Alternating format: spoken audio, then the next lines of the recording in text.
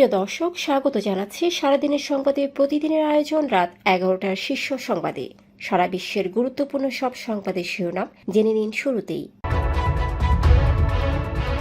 গাজা উপত্যকায় নিহতের সংখ্যা 53,000 ছাড়ালো। অন্যদিকে গাজায় একদিনে ইসরায়েলি হামলায় 143 ফিলিস্তিনি নিহত।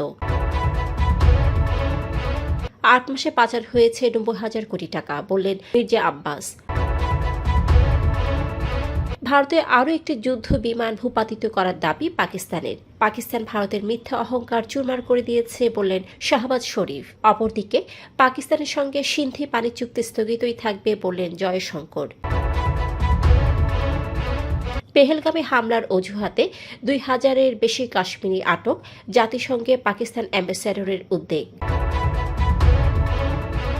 জ্বালানি ও উন্নয়ন প্রকল্পে ব্যয় কঠিন শর্তে $400 কোটি ঋণ নিচ্ছে সরকার।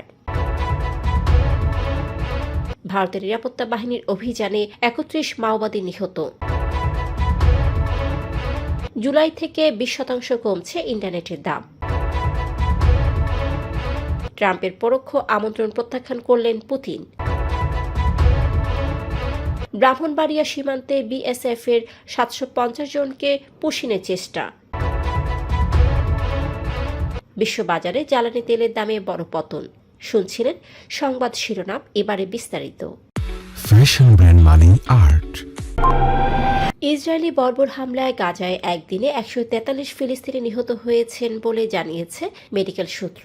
জাবালিয়া শরণার্থী ক্যাম্পের আল তাওবাহ ক্লিনিকে হামলায় শিশুসহ অনেকেই হতাহত হয়েছেন। গাজার স্বাস্থ্য মন্ত্রণালয় জানায় এ পর্যন্ত 53,010 জন নিহত ও 1,19,919 জন আহত হয়েছেন।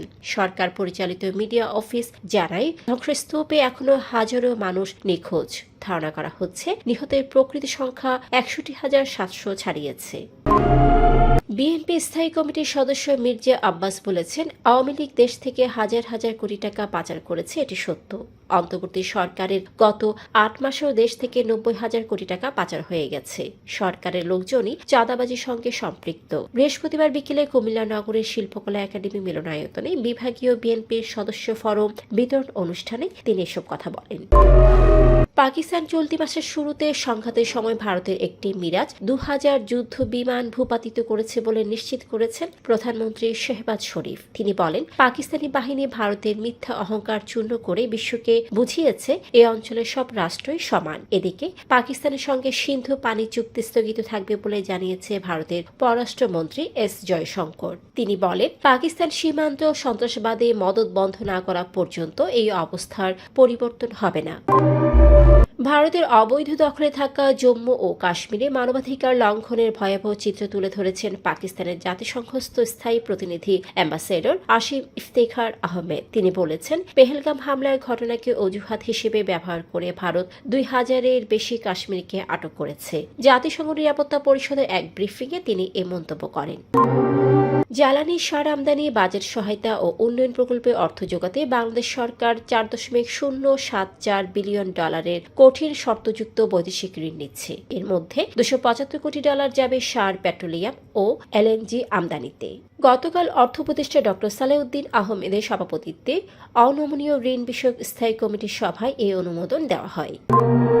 নকশালবাদের বিরুদ্ধে অভিযানে ছত্তিশগড় তেলেঙ্গানা সীমান্তের কারেগুত্তালু পাহাড়ে 31 মাওবাদী বিদ্রোহীকে হত্যা করেছে ভারতীয় নিরাপত্তা বাহিনী। স্বরাষ্ট্রমন্ত্রী অমিত শাহ একে নকশালবাদের বিরুদ্ধে বৃহত্তম অভিযান বলে উল্লেখ করেছেন। বুধবার তিনি সোশ্যাল মিডিয়ায় এ তথ্য জানান।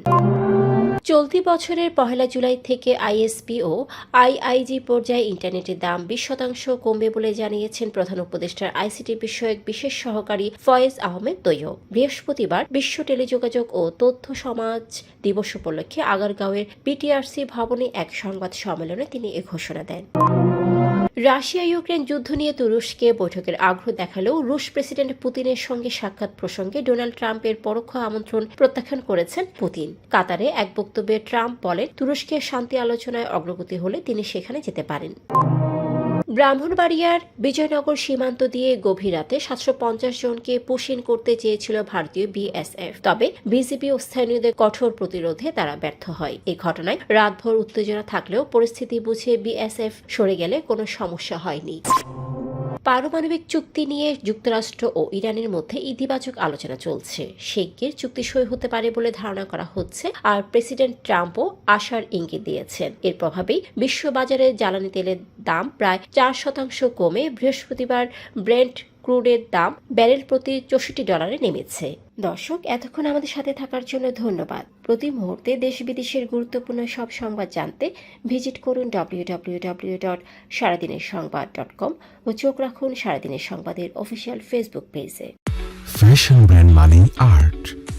Men's, ladies and kids wear art. Be smart.